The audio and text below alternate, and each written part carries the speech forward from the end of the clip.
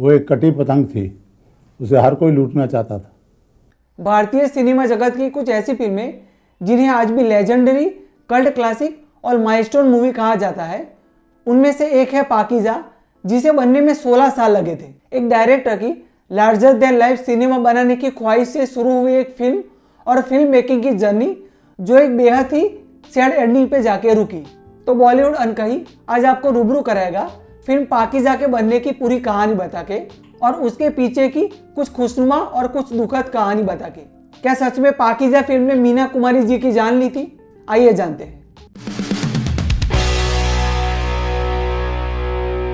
साल 1972 में आई पाकीज़ा, जिसमें मीना कुमारी, राजकुमार और दादा मुनि यानी अशोक कुमार मुख्य भूमिका में थे। पाकीज़ा केवल एक फिल्म नहीं, लेकिन एहसास है जो भारतीय संस्कृति, संगीत और नृत्य को उजागर करता है। फिल्म के गाने और लिरिक्स इतने उम्दा कि आज भी लोग उसे गुनगुनाते हैं। चलते चलते यूं ही कोई मिल गया, इन्हीं लोगों ने ले लीना दुपट्टा मेरा, थारे रहियो ओ बाके यार, मौसम है आशिकाना, चलो दिलदार चलो, इससे बेहतर क्या हो सकता है। फिल्म पाकीज़ा को कमाल अमरोही ने डायरेक्ट किया था। दरअसल कमाल अमरोही और मीना कुमारी जी की शादी 1952 में हुई थी और शादी के एक साल बाद 1953 में फिल्म आई थी दायरा, जो मीना कुमारी जी और कमाल अमरोही की रियल लाइफ से प्रेरित थी। फिल्म दायरा को क्रिटिक से बहुत पसंद किया, लेकिन दर्शकों को फिल्म खास पसंद नहीं आई और फिल्म एक अंडर परफॉर्मर बन के रह गई। फिल्म दायरा की फेलियर ने कमाल अमरोही को अंदर से झकझोर दिया और सोचने पे मजबूर कर दिया। अब वो एक ऐसी फिल्म बनाना चाहते थे जिसे फिल्म इंडस्ट्री उन्हें सदियों तक याद रखे। आप में से बहुत लोगों को शायद पता नहीं होगा कि कमाल अमरोही मीना कुमारी को एज अ अनारकली लेके एक फिल्म बनाना चाहते थे, लेकिन उन्होंने ये आइडिया ड्रॉप कर दिया क्योंकि इसी सब्जेक्ट पे डायरेक्टर के आसिफ ऑलरेडी एक फिल्म बना रहे थे जिसका नाम था मुगले आजम, और फिल्म का डायलॉग लिखने का काम कमाल अमरोही जी को सौंपा गया था। कमाल अमरोही फिल्म मुगले आजम की मेकिंग देख के इतने इम्प्रेस हुए कि अब वो एक ऐसी फिल्म बनाना चाहते थे जो एस्थेटिकली मुगले आजम से बहुत बेहतर और उम्दा हो। साल 1956 में कमाल जी ने मई से लेकर जुलाई महीने तक फिल्म पाकीज़ा का पूरा स्क्रीन प्ले लिखा था। दरअसल उस समय ऐसे टॉपिक पर बनने वाली फिल्मों में असली दृश्य ज्यादा होते थे, लेकिन कमाल जी अपनी फिल्म को एक रियलिस्टिक टच देना चाहते थे और अश्लीलता से कोसों दूर रखना चाहते थे। फाइनली 17 जनवरी 1957 को कमाल अमरोही जी के जन्मदिन के मौके पे फिल्म पाकीज़ा का ऑफिशियली अनाउंसमेंट किया गया था। आपको जान के हैरानी होगी कि मीना कुमारी जी ने फिल्म पाकीज़ा के लिए 1 रुपया चार्ज किया था और वो कॉस्ट्यूम डिजाइनिंग और कास्टिंग में भी हेल्प करती थी। मीना कुमारी जी ने फिल्म में नरगिस और उनकी बेटी साहिब जान की भूमिका निभाई थी।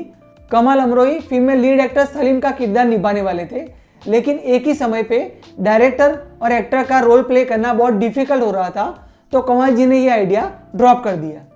फिल्म में सलीम के रोल के लिए अशोक कुमार, धर्मेंद्र, राजकुमार, राजेंद्र कुमार, सुनील दत्त और प्रदीप कुमार के नामों पे विचार किया गया। आज भी सोचता हूँ कि काश कि वो जिंदा होती तो इस तरह का रोल करने को मुझे मौका मिल जाता। फाइनली धर्मेंद्र जी को फिल्म में एज ए सलीम कास्ट किया गया, लेकिन फिल्म की शूटिंग के दौरान धर्मेंद्र और मीना कुमारी के बीच नजदीकियां बढ़ने लगी, यहाँ तक कि उनकी अफेयर की खबरें आने लगी, जिससे कमाल अमरोही बहुत परेशान रहते थे और उन्होंने धर्मेंद्र को फिल्म से हटा दिया।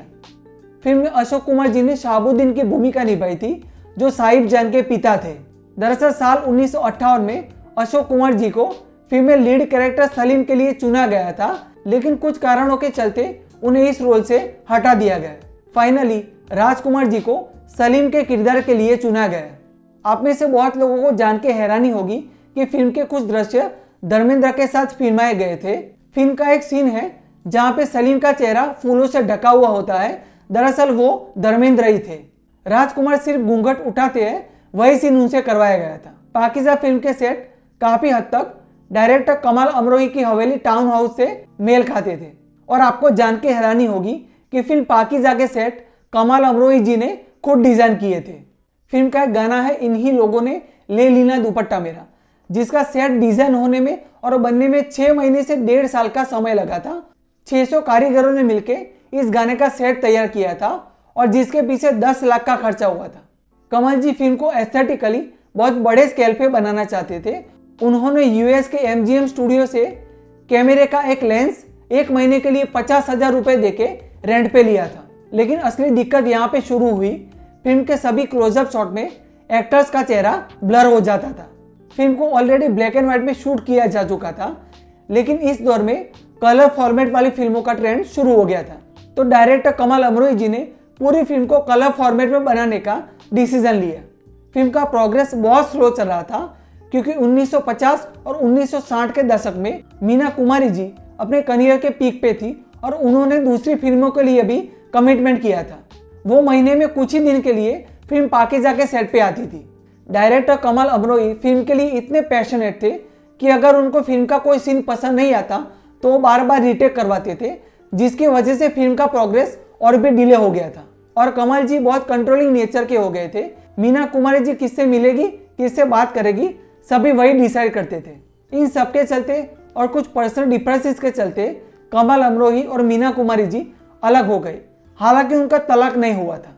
मीना कुमारी जी अब शराब की आदी हो गई थी और उन्हें सिरोसिस की बीमारी लग गई थी, जिनके इलाज के लिए उनको बार बार विदेश जाना पड़ता था। और इन सब के चलते उन्होंने फिल्म पाकीज़ा छोड़ दी।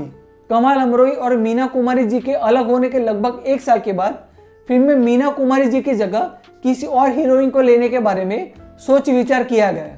कमाल जी को कोई विकल्प नहीं मिला, क्योंकि उनके जहन में फिल्म पाकीज़ा के रोल के लिए मीना कुमारी से बेहतर कोई नहीं था। नवंबर 1965 में the journal of the industry में एक लेख छपा था, जिसमें कमाल अमरोही जी ने कहा था, अगर मौत भी आ जाए तो मैं उसे पाकीज़ा पूरी करने तक इंतज़ार करने के लिए कहूँगा, जो मेरे जीवन की सबसे बड़ी महत्वाकांक्षा है। साल 1968 सुनील दत्त और नरगिस, जो मीना कुमारी जी के बहुत अच्छे दोस्त थे, उन्होंने इस आधी अधूरी फिल्म पाकीज़ा को देखा और वो इतने इम्प्रेस हुए कि मीना कुमारी जी को यही सलाह दी कि आप फिल्म को कुछ भी करके कंप्लीट करें।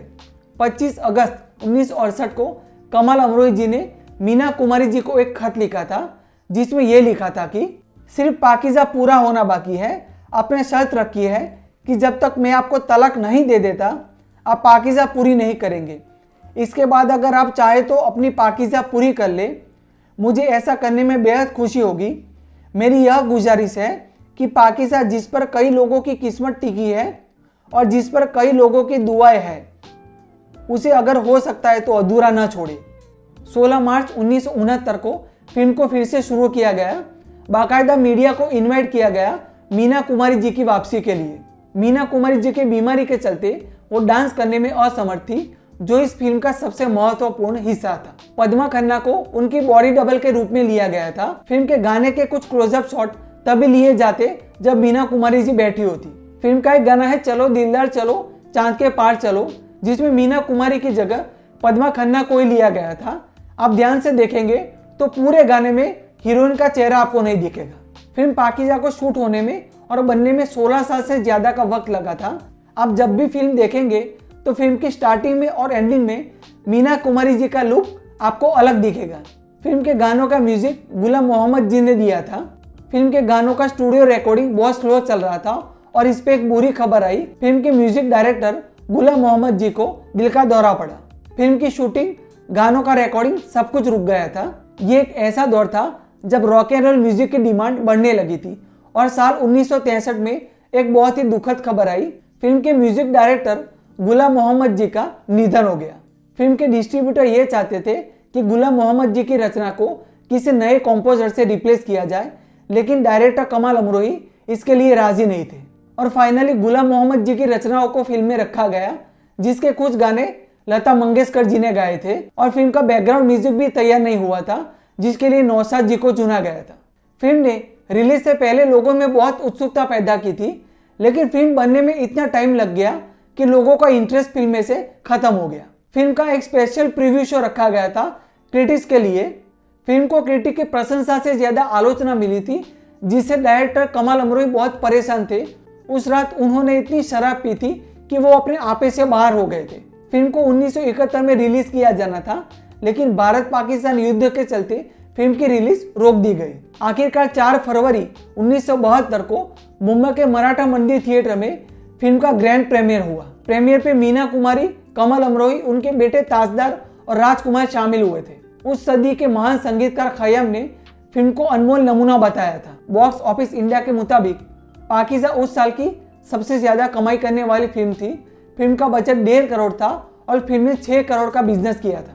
31 मार्च 1972 में आई एक खबर ने पूरी फिल्म इंडस्ट्री और पूरे देश को हिला के रख दिया। मीना कुमारी जी का निधन हो गया। महज 39 साल की उम्र में मीना कुमारी जी ने दुनिया को अलविदा कह दिया। दरअसल फिल्म पाकीज़ा के रिलीज के बाद का प्रदर्शन एवरेज था, लेकिन मीना कुमारी जी के निधन की खबर ने लोगों को मजबूर कर दिया थिएटर में जाने के लिए। फिल्म देखने के लिए लोगों का सैलाब उमड़ पड़ा था।